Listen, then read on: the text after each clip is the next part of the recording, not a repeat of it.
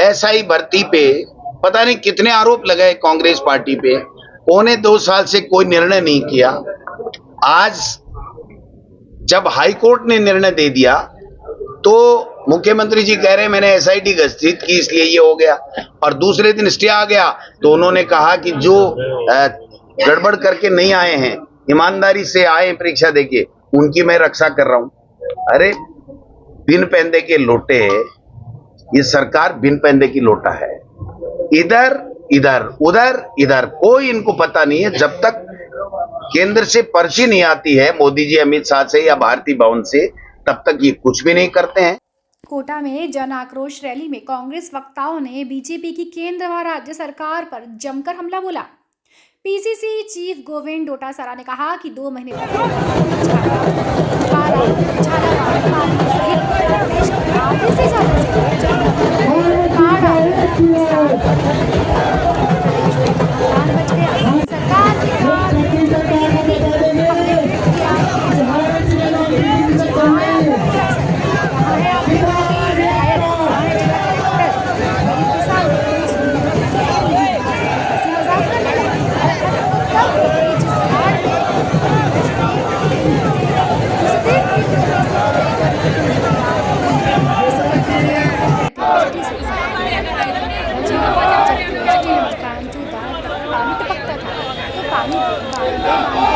पिताजी क्या करते थे कि इसे जनता को लेना देना नहीं है।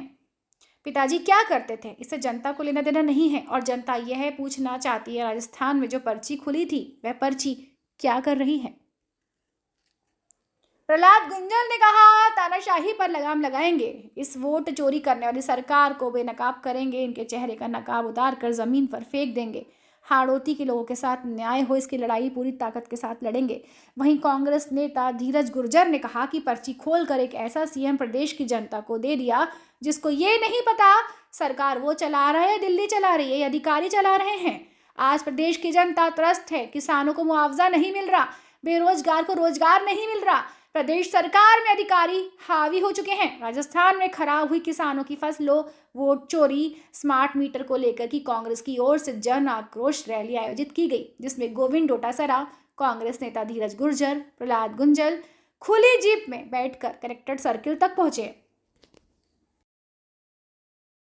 कोई मकानों का सर्वे नहीं, लोग त्राईमाम कर रहे हैं और सरकार मस्त होकर के ब्यूरोक्रेसी के साथ में मीटिंगें ले रही है। इससे बड़ा दुर्भाग्य कोई हो नहीं सकता।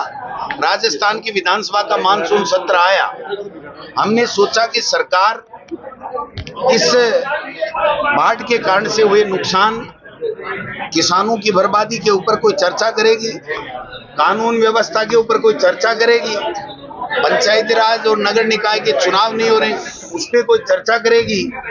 लेकिन उल्टे हम पे कैमरे लगा दिए, प्रतिपक्ष से अलग से कैमरे लगा दिए, उनका एक्सेस स्पीकर ने अपने कमरे में लगा लिया कि कौन क्या बात कर रहा है और हाउस स्थगित हो जाए उसके बाद में भी क्या बात कर रहा है। और एक भी बात किसान की, दलित की, पिछड़े की, नौजवान की, किसी की नहीं सुनी गई। एसआई भर्ती पे पता नहीं कितने आरोप लगाए कांग्रेस पार्टी पे।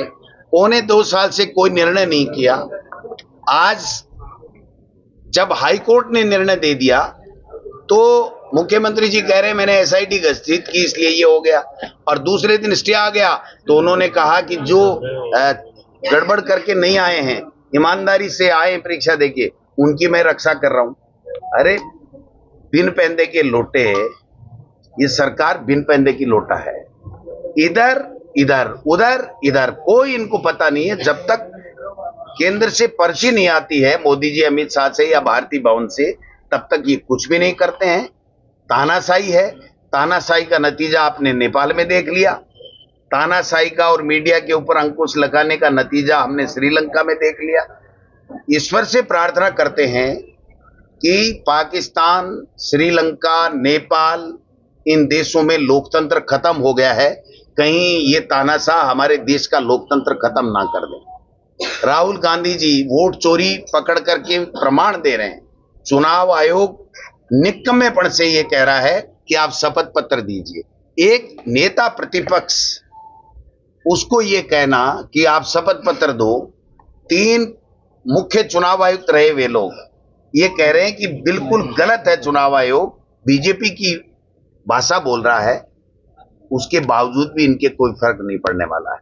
विदेशों में घूम रहे हैं मोदी जी और यहां लोग परेशान हैं, किसान बर्बाद हो रहे हैं। तो किसानों को उचित मुआवजा मिले, बेघर हो गए उनको आशियाना मिले, उनको मुआवजा मिले, जो बाढ़ से सड़कें टूटी हैं वो जल्दी से जल्दी ठीक हों, नौजवानों को नौकरियां मिले, बच्चों को अच्छी शिक्षा मिले, जो बीमार है उसको अच्छा चिकित्सा की सुविधाएं मिले।